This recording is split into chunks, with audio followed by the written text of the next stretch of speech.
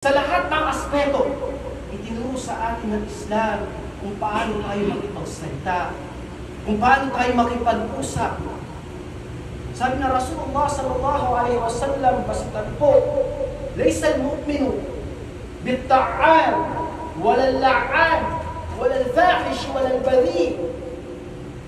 Hindi mananampalataya, sabi na Rasulullah, yung ta'an, lagi mong sinasabi ang makapintasan ng iyong kapatid.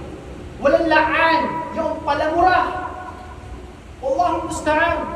Maging mga bata, baka mga anak natin, dahil nalisibo sa pakikihalubilo nila sa kanilang mga kaibigan, sa kusinwa na sa lansanan, sa school, sa palengke, sa trabaho, o baka minsan masama pa rito sa atin nila naririnig.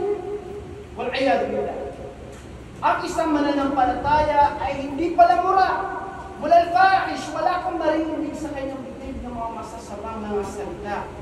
Walang badhi, mga malalaswang mga salita. Hindi ganito ang mananampalataya.